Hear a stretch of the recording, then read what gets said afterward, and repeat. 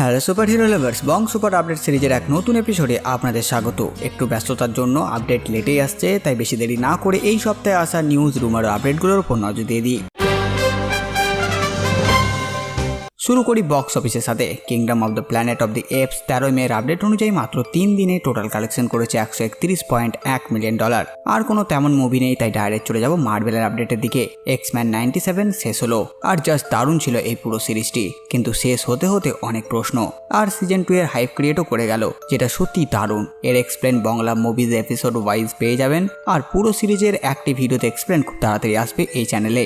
Next, Marvel studio Agatha সিরিজের একটি নতুন লোগো পোস্ট করেছিল, আর তারপর সেটি ডিলিটও করে দেয়। আর এই নতুন পোস্টে আমরা আগাথা সিরিজের আবার নতুন নাম দেখতে পাই, Agatha the lying witch with great wardrobe. আর এই সব কিছু আগাথা সিরিজের প্রমোশনের জন্য করা হয়েছে, কারণ আগামী 18 সেপ্টেম্বর আগাথা সিরিজের 2টি এপিসোড প্রিমিয়ার হবে ডিজনি প্লাসে। আর এই সিরিজের নাম হতে চলেছে আগাথা অল অ্যালন। সার্সারি ডেয়ারডেভিল আসবে 2025-এর মার্চ মাসে, আর এতে 9টি এপিসোড থাকবে।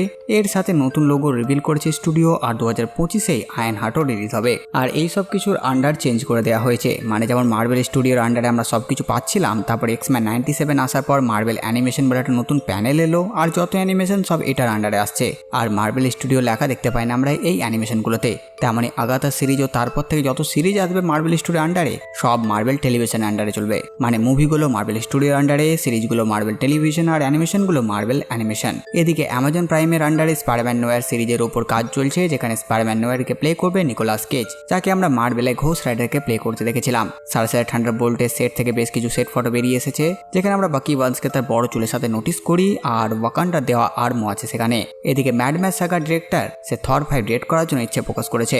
নেক্সট, দ্য ফ্যান্টাস্টিক ফোর থেকে রুমার আসছে এই মুভিতে ক্যারেক্টার্স পৃথিবীতে আসবে ফ্র্যাঙ্কলিন রিচার্ডের খোঁজে, আর জুলাই মাস থেকে এই মুভি শুটিংও শুরু হয়ে যাবে। এদিকে ভেনম 3 মানে দ্য লাস্ট ডান্স থেকে কিছু লোগো বেরিয়ে এসেছে, আর এটা দেখে সবাই ভাবছে ল্যাসার থাকবে মুভিতে। ল্যাসারও একটি সিম্বিয়ট, এখন দেখা যাক কি হয়। রুমার এমন এসেছে যে মার্ভেল স্টুডিও চায় রায়ান কুগলার মার্ভেলের এক্সম্যান মুভি ডিরেক্ট করুক, সাথে সাথে তাকে ব্ল্যাক প্যান্থার 3-র জন্য সাইন করে নেওয়া হয়েছে। পরবর্তী রুমার, এদিকে সোনির আন্ডারে স্পাইডারম্যান গুয়েনের একটি লাইভ অ্যাকশন মুভির ওপর কাজ শুরু করে দিয়েছে। রুমার এমন আসছে যে মার্ভেল স্টুডিওর স্পাইডারম্যান 4 মুভিতে ব্ল্যাক ক্যাটও থাকবে। অ্যাপেলের সাথে চুক্তি করে মার্ভেল স্টুডিও ওয়াটিপে নতুন কিছু এপিসোড আনছে, যেগুলো কেবলমাত্র অ্যাপেল ভিশন প্রোতে দেখা যাবে। মানে আমরা খালি থাকবো, দেখবে তো শুধু অ্যাপেলওয়ালারাই। আর এটার জন্য তারা একটা নতুন পোস্টারও বের করেছিল। এমনও রুমার বেরিয়ে এসেছে যে মার্ভেল স্টুডিও চায় ডুয়েন জনসন অ্যাপোক্লিপসকে প্লে করুক। সাথে সাথে এই বছরে আইজ অফ ওয়াকান্ডা ও ইয়োর ফ্রেন্ডলি নেভারহুড স্পাইডারম্যান আসবে বলে জানা যাচ্ছে।